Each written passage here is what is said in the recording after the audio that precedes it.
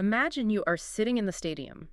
You're watching the World Cup round of 32. Oh, the energy must be just insane. Completely electric. Portugal is up 2-1 against Croatia. We are deep into stoppage time. And suddenly, Croatia's Joko Gvardiol slides in and scores what looks like a miraculous tying goal. I mean, that is the exact kind of moment sports fans live for. Exactly. The stadium erupts into pure, unadulterated chaos.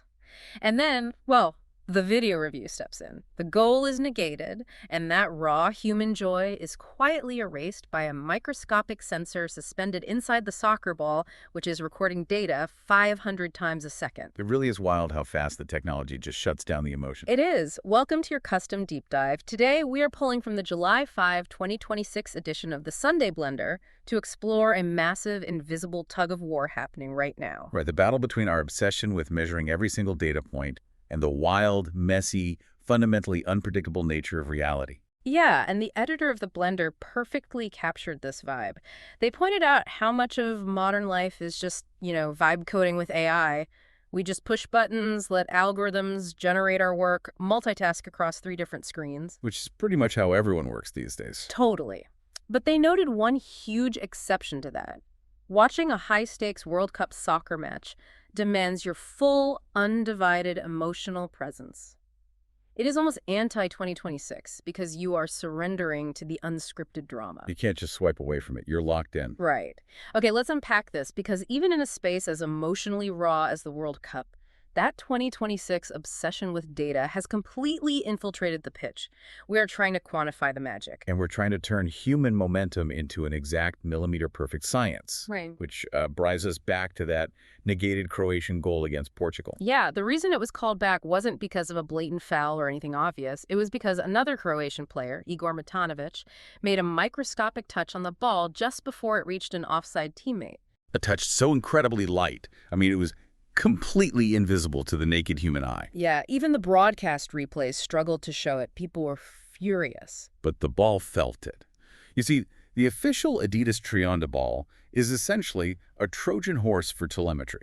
It's basically a computer you kick around. Pretty much. Yeah. It has an inertial measurement unit, or IMU, suspended directly in its physical center by a network of tension wires. That sensor tracks acceleration and spatial positioning 500 times per second. Wow, 500 times a second. Yeah, and it syncs with optical cameras all around the stadium, so it registers the exact millisecond of kinetic displacement, meaning it knows when a boot brushes the leather, even if the human eye completely misses it. Okay, I understand the engineering there, but I have to push back on the philosophy here. I mean, if we are measuring the game down to the literal millimeter in the millisecond, aren't we stripping the soul out of it? That's the big debate, isn't it? Yeah. The referee isn't making a human judgment call anymore. They're just reading a polygraph output from a piece of sporting equipment. Well, what's fascinating here is that even with all that hyper-precise aerospace-grade technology inside the ball, the fundamental nature of the game itself completely defies easy prediction. How so? Because no matter how closely you measure the touch, you can't measure the human momentum.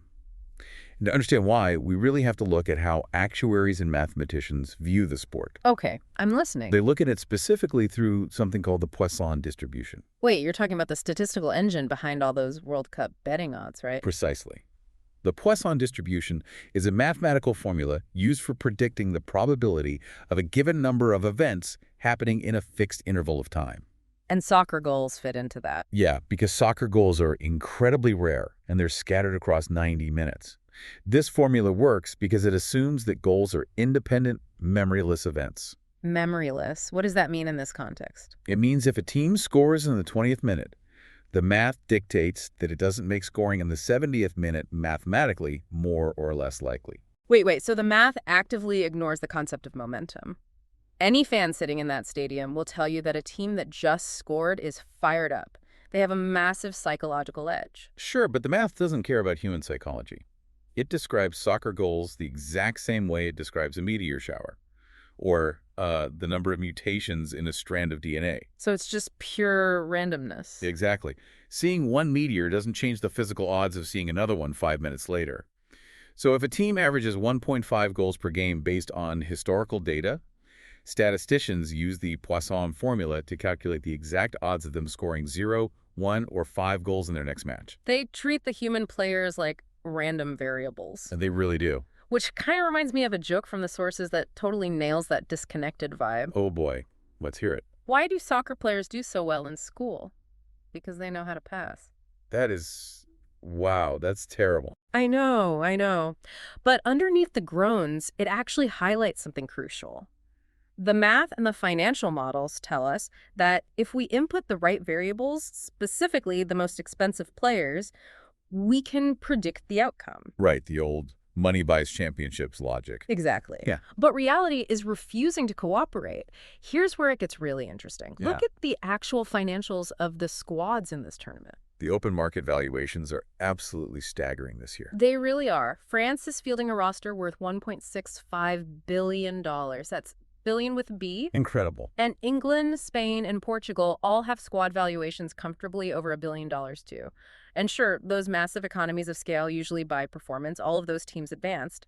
But the models also broke down in spectacular fashion for others. Oh, like Germany. Exactly. Germany had the fifth most expensive squad in the whole tournament, valued at $1.07 billion. And they were knocked out by Paraguay on penalties. Ouch. And the Netherlands fielded a $904 million squad, and they fell to Morocco. See, the metrics completely failed to account for intangibles.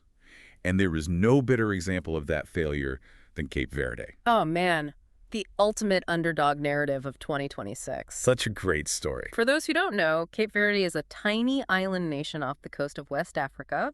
Total population is about 525,000. That's smaller than most mid-sized American cities. Yeah. But they lean heavily on their global diaspora, which they lovingly call their 11th island. And the way their coach, Babista, built this team wasn't through massive financial acquisitions. Right. He literally crowdsourced human capital across 14 different countries. Yes. He was navigating decentralized networks to find talent that the major European scouting algorithms had completely overlooked. Because the models weren't looking in the right places. Exactly. He recruited a defender named Roberto Lopes, who was born and playing in Ireland, by sending him a direct message on LinkedIn in Portuguese. A LinkedIn message. LinkedIn message. And Lopes initially ignored it. He assumed it was a spam bot trying to sell him software or something. I mean, I would have thought the same thing. Right.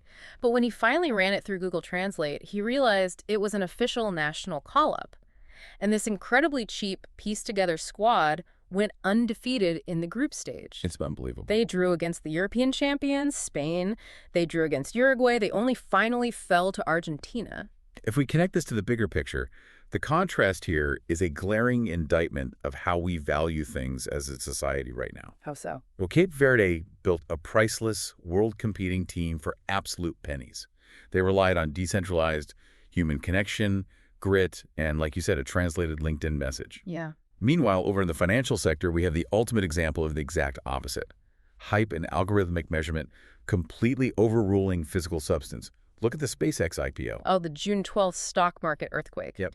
It became the largest initial public offering in history. It briefly overtook Amazon and Microsoft, instantly minting Elon Musk as the world's first trillionaire. Shares opened at $150 and just rocketed to $225 within days. And investors were pricing in a 50% surge before the company even filed a single quarterly earnings report as a public entity. It was pure hype. And then reality violently caught up. The stock cratered.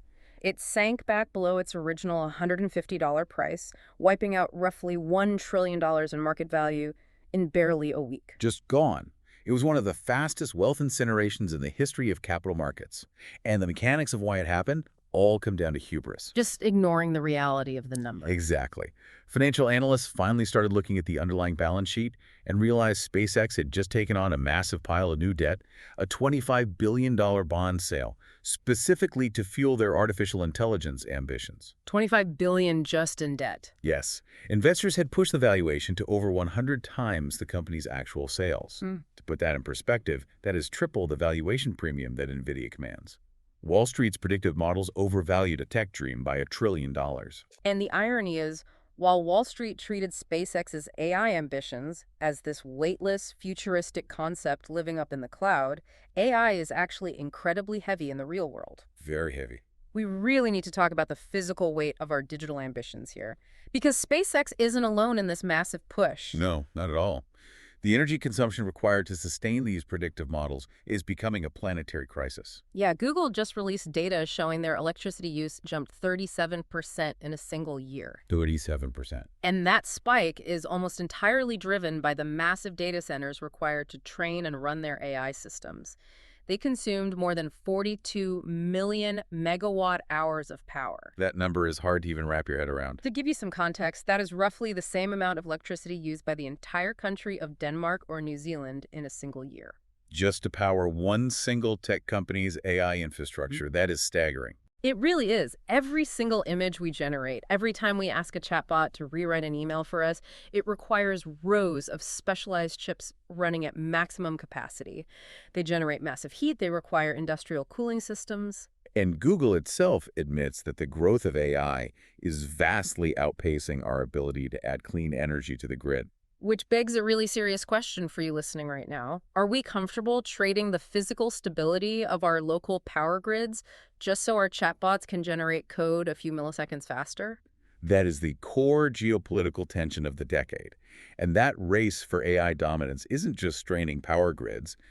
It is completely reshaping hardware supply chains worldwide. Right, because the assumption has always been that the U.S. holds the keys to the physical hardware required for this scale of computing. But look at what just happened in China with Meituan. Yeah, Meituan is mostly known as a massive food delivery app, right? Yeah, it's essentially the Chinese equivalent of DoorDash building an AI to rival Silicon Valley's big tech giants. Which sounds crazy. It does. But they just released a model called Longcat 2.0, and it boasts 1.6 trillion parameters. 1.6 trillion. Just explain parameters really quickly for us. Sure. In AI terms, parameters are like the synaptic connections in a digital brain. They dictate how the model weights information and makes decisions. So 1.6 trillion puts it in the absolute upper echelon of global systems. Okay, wow. But the real shockwave isn't just the size. It's how they built it. Right, because they didn't have access to the latest American hardware. Exactly. Previously, Chinese models used domestic chips for inference, which is just answering the user's everyday questions. But they secretly relied on hoarded U.S. hardware for the intense, power-hungry training phase. But not this time. No. Longcat 2.0 was trained entirely on a cluster of more than 50,000 Chinese-made chips. I mean, how is that even physically possible? I thought the bandwidth limitations on older chips would create a massive bottleneck if you tried to network that many together. The whole industry assumed it was impossible.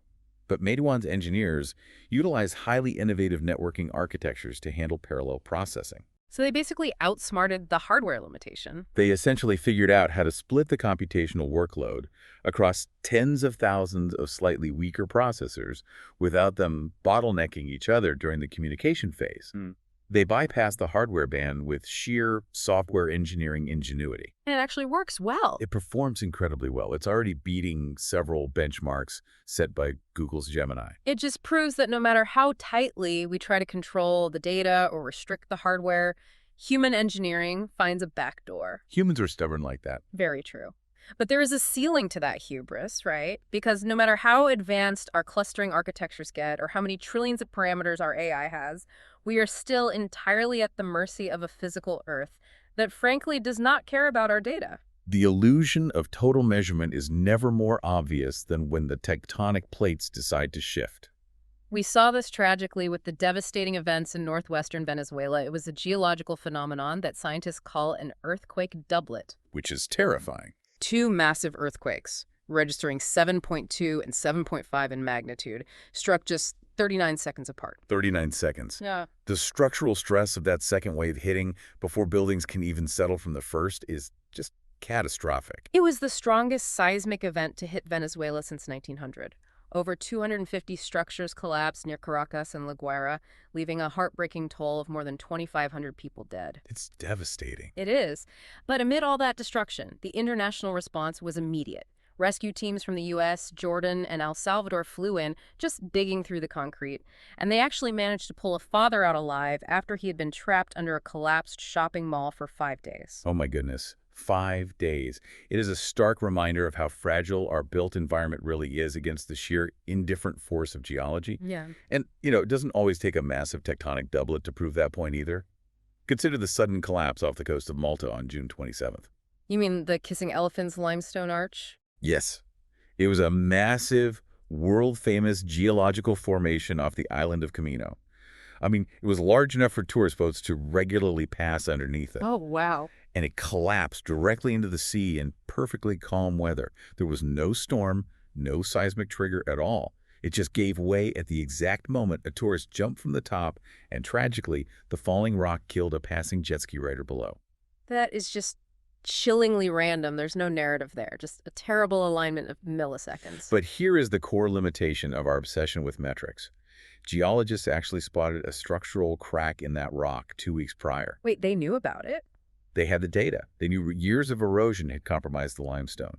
But all the data in the world, all the satellite observation and geological surveying, couldn't predict the exact second that gravity would finally overpower the molecular bonds of the stone. Right. We can measure the conditions perfectly, but we just cannot predict the outcome. So how do we actually advance? I mean, how do we survive in a world where the ground literally falls out from under us without warning, where our trillion-dollar financial models crash overnight, and where a microscopic touch on a soccer ball erases a moment of human triumph? We do what humans have always done when the metrics fail. Which is? We use our ingenuity to completely rewrite the rules of the system.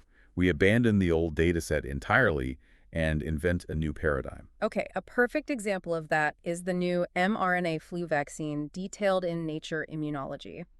For decades, the biological rule was straightforward. You make a flu shot by predicting the dominant strain 6 months in advance, and then you slowly grow weakened viruses inside millions of chicken eggs. Millions of eggs. Oh. It is an incredibly analog, tedious process, very. and you are locked into a biological gamble based on outdated data by the time flu season actually arrives. Exactly. But scientists decided to skip the egg and the guessing game entirely. Leveraging the mRNA technology that gained prominence during the COVID-19 pandemic, they aren't injecting a weakened virus anymore. So how does it work now? They are delivering a programmable set of instructions directly to the cells, telling them to build a harmless protein to trigger a broad immune response. That's brilliant. It is. An FDA panel just unanimously recommended it for adults 50 and older, with full approval expected this August. They stopped trying to predict the flu's timeline and instead altered the epidemiological speed limit entirely. This raises an important question, though. What does it mentally take for a person to abandon the accepted rules like that? That's a good question. If we look back at history, true breakthroughs rarely come from simply gathering more data on the existing models. Yeah. They happen when someone decides the accepted data is fundamentally flawed. Take Isaac Newton, for example. Okay, let's go back to Newton. On June 5, 1661, an 18-year-old Newton arrived at Trinity College, Cambridge. And he wasn't exactly welcomed as a prodigy, right? Didn't he arrive as a sub-Caesar? Yes, basically working as a servant to the wealthier students just to pay his room and board. Man, what a start. And the official university curriculum he was forced to study was totally anchored in Aristotle. The professors were teaching 2,000-year-old ideas about motion, gravity, and the universe as if they were settled, immutable metrics. But Newton wasn't buying it. And not at all. He kept a private notebook, which he titled Certain Philosophical Questions. When the university was forced to shut down during the Great Plague, he retreated into isolation. Like a 17th century lockdown. Exactly.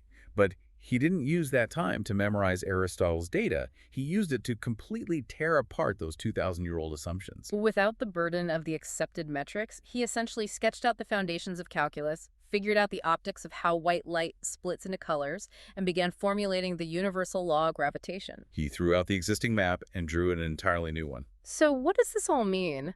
I think Newton, using his imagination to decode reality, connects beautifully to how we use imagination to invent reality through art. Oh, I like where this is going. Consider the Japanese artist Utagawa Hiroshige.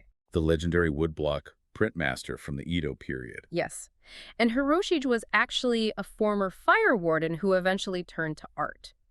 In 1832, he traveled the Tokaido Road, which was the main route connecting Edo to Kyoto. Right, a very famous journey. He produced a series of 55 woodblock prints documenting the stations along the journey, and the series became a massive cultural sensation. But the most famous piece from that entire collection print, number 45, known as Shono, is a complete geographic fabrication. Wait, really? He abandoned the physical data of the location? Completely. He arrived at the Shono station, looked at the real physical scenery, and decided to just ignore it. Instead, he invented a sudden, violent summer rainstorm. Oh, wow. If you look at the print, you see travelers dashing desperately uphill and downhill, bracing their bodies against these aggressive, slanted sheets of rain that Hiroshi's carved directly into the woodblock. That sounds incredibly striking. It is. He painted bamboo bending sideways in the wind, fading out into layers of gray. He didn't act as a censor, recording the geographic data. He invented a storm from pure imagination to capture the emotional reality of travel, and it became an absolute masterpiece. He captured the human vulnerabilities being caught in the unpredictable elements, which is honestly far more enduring than a literal map of the trees would have been. Exactly. And we are constantly surrounded by this blending of history, art, and modern technology. Just look at the culture right now. The U.S. is currently celebrating its semi-quincentennial 250 years since 1776. It's hard to believe it's been 250 years. I know. The U.S. Mint just released 250,000 special July 4th quarters into everyday circulation. You might literally get a piece of commemorative history handed to you at a coffee shop today. And that quiet historical milestone is happening against the incredibly loud backdrop of the U.S. co-hosting the World Cup, alongside an absolutely massive summer at the box office. The cultural synthesis at the movies right now is just wild. You have Minions and Monsters tracking for an $80 million weekend. You've got Disney's live-action Moana, a new Spider-Man entry. But the defining film of the summer is Christopher Nolan's The Odyssey. Oh, with Matt Damon starring as Odysseus, battling mythological sea monsters. Exactly. It's a 3,000-year-old poem by Homer, born out of oral tradition, and it's now being retold using the most cutting-edge, massive IMAX camera technology available in 2026. We are using our most advanced lenses to capture our oldest myths. Beautifully said. And that really brings us to a crucial realization about all of this. Think about the concept of Goodhart's law, the idea that when a measure becomes a target, it ceases to be a good measure. Right. We are currently building trillion-parameter AI models trained entirely on the data exhaust of our own past. Yeah. We're trying to perfectly predict our reality. Trying to map the hurricane. Exactly. But if AI is essentially a mirror reflecting the data of everything we've already done, then the only things it will never be able to predict are the leaps that braid the dataset entirely. The future doesn't belong to the system that perfectly tracks a soccer ball 500 times a second. No, it doesn't. It belongs to the next Isaac Newton sitting in isolation, or the next Hiroshi inventing a storm out of nothing. The most vital human achievements will always be the ones that defied measurement until the exact moment they change the world. A brilliant reminder that sometimes the most important thing you can do is just step off the measured map entirely. Thank you for spending your time with us on this custom deep dive. Keep questioning the metrics, hold on to your unpredictability, and we will catch you next time.